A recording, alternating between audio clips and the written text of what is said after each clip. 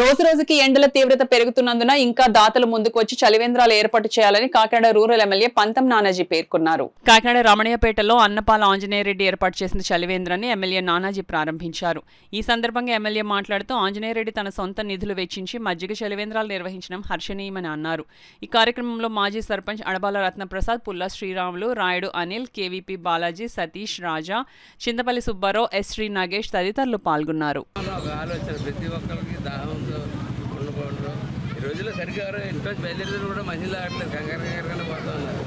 అటువంటి టైంలో ఈయనకు ఆలోచన కలగడం పెట్టడం గత 10 సంవత్సరాలుగా చాలా 1 సంవత్సరం 2 సంవత్సరాలు మేము రాజకీయ పార్టీలు ఇలాంటివి చాలా చేసాం. కానీ వాళ్ళు ఎన్ని సంవత్సరాలు ఇదే పని మీద ఉండడం అంటే చాలా ఆశ్చర్యమైన విషయం.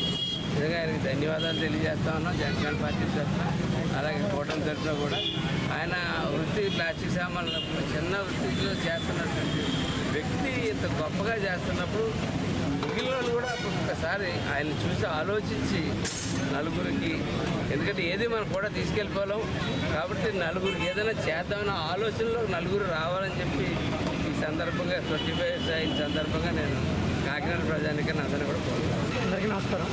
నా పేరు అన్నపాల ఆంజనేయుడు. గత 25 సంవత్సరాలుగా చలివేంద్రం చేస్తూ ఉత్పత్తిని వ్యాపారం చేస్తూ అటు ఇటు పగలు రాత్రి కూడా చలివేంద్రం ఏర్పాటు చేస్తున్నాను. ఈ ఎండాకాలంలో మజ్జిగాని ఏర్పాటు చేస్తున్నాను. ఈ సంవత్సరం 20 సంవత్సరాల సిల్వర్ జూబ్లీ కారణంగా మానవ సేవ మా దృష్టితో ఉత్పత్తిని చిన్న వ్యాపారస్తుని పెద్ద మనసు చేసుకుని ఎమ్మెల్యేగా రావడం చాలా ఆనందంగా ఉంది. దీనికి అన్నదానం సహకరించిన కట్టుకుని సతీష్ గారికి నమస్కారం.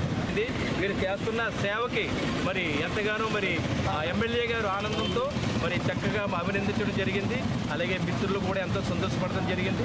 మీరు కష్టార్జితం నుంచి అనగా వివాహం చేసుకోకుండా అలాగే పేద ప్రజలకి అలాగే పేద విద్యార్థులకి చదివించడం, అలాగే అనాథలకి సంస్కార కార్యక్రమాలు జరిపించడం, అలాగే మరి రహదారిలో ఇటువైపు అటువైపు కూడా మరి చలివేంద్రాన్ని ఏర్పాటు చేసి చక్కగా వారు చేస్తున్న కార్యక్రమాలకి ఎన్నో అవార్డులు, ఆ సేవ కళ అవార్డు కూడా వీరికి మరి అనేక స్వచ్ఛంద సంస్థలు ఇచ్చి అభినందించడం జరిగింది. వీరికి ఇటువంటి అనేక కార్యక్రమాలు చేయాలని ఆ భగవంతుడు ఆయుర ఆరోగ్యాలతో వీరిని ఆస్వాదించాలని కోరుకుంటూ మీ ఆనంద్ తలారి కాకినాడ.